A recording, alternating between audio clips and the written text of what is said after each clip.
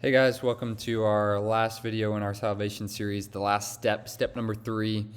This video should be pretty short and sweet, hopefully. The first two are the more controversial, the more debatable steps. I think this last one is pretty easy. The step number 3 is that we should immediately move to disciple new believers, right? So our 3 steps again to review. We lean towards believing students when they profess Christ, if they can give us a genuine explanation as to what's going on, why they're wanting to do that. Number 2, we encourage them to be baptized quickly.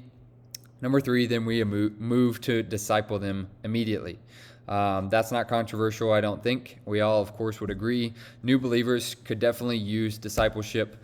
The only somewhat debatable part of this step is if it should come before baptism or after baptism, which I already made my case for in video number 2.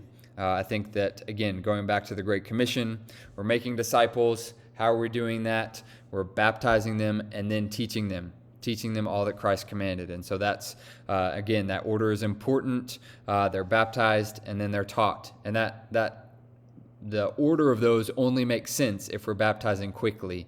It's not they're saved, they're baptized 3 months down the road, and then we teach them and disciple them. It's saved, baptized quickly, and then discipled quickly. This process should move very quickly. And again, we shy away from that, I think, in the church because we don't want to pressure new believers. But again, I would argue that it's our job as church leaders to take the initiative with a new believer. Don't expect that a new believer is going to figure out for themselves that they need to be baptized soon. Don't expect for a new believer to figure out themselves that they should be discipled.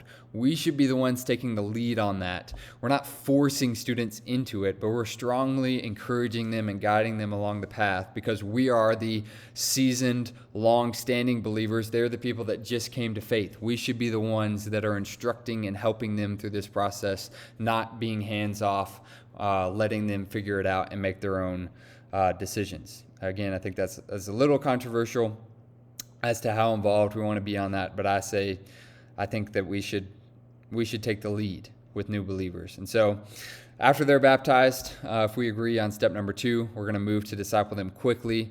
And again, part of the goal of this series is that all of you would be comfortable with these 3 steps.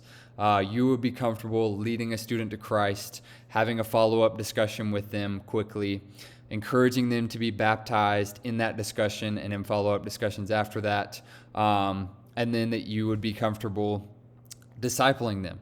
And that's important because this discipleship process, these couple of meetings we're going to have with new believers, should probably happen with the leader that they're most comfortable with. And that may not always be me. A lot of times it probably won't be me. Students are probably going to be more willing to enter into theological discussions, difficult topics with one of you guys than they are with me. They'll feel like they have to impress me, feel like they have to give the right answers to me, and they probably won't feel that way with a lot of you guys, which is great. We don't want them to feel like that. And I'll, of course, take pains to have students not feel that way around me, but that's not always going to happen. A lot of students are going to want to be discipled by you guys, and so we're going to try to prepare you to do that. So what does this discipleship process look like very quickly? It's probably going to be 3 meetings. So after someone gets saved, they hopefully are getting baptized that very next Sunday. And then that next week, and for the next 3 weeks after that, you're going to try to meet with them once a week. These are going to be short-ish meetings, at least as far as spiritual discussions are concerned, unless they have a ton of questions. 30, 45-minute max probably lessons. These are not super long lecture series. And I'm actually going to do a video series on each of these lessons in the future, so I won't explain them too much to you. But there should be conversational, should be plenty of time for them to ask questions. So you're going to have 3 discipleship meetings at least, at minimum, with a new believer. And those lessons will probably go over these 3 topics. Lesson number 1, or discipleship lesson number 1, what is salvation? What is salvation? What just happened in me a week or 2 ago? What just happened to me? What saved me? What did not save me? So that discussion, so that they're clear on that. Number 2, can I lose my salvation? Right? Is it possible now that I'm genuinely saved, but that later on I could lose that? So that would be lesson 2. Number 3, how can I be confident? How can I have assurance of my salvation?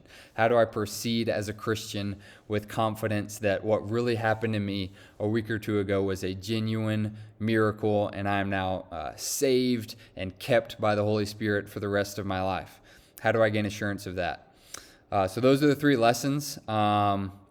After those 3 lessons, of course, we would love to have students continue in a discipleship relationship. If that's something that they're interested in, those 3 meetings go great, and they're like, hey, that was helpful, but I would love to keep doing this. We would love to develop eventually some more, a couple different pathways maybe that students could go down and continue in a discipleship relationship. But at a minimum, we want pretty much for the first month after they're saved for them to be baptized, have several discipleship lessons, and develop a close discipleship relationship with someone. And then after that month, we can look at other options moving forward. But that's where we're at right now. So that's what this discipleship step number 3 kind of looks like. And again, hopefully this would happen with whatever leader they're comfortable with. We're going to allow a lot of space for them to ask questions about things that they may be confused on or may not be certain about. But we want to, again, follow the pattern of the Great Commission. Make disciples by baptizing them and then teaching them. And we want to teach them one-on-one so that they feel comfortable asking questions, so that we can give them teaching that's specifically geared towards where they're at as an infant believer and maybe what just happened in their lives and how they should move forward and proceed after this. So that's what step number 3 looks like. Pretty simple, straightforward. Thank you guys for watching.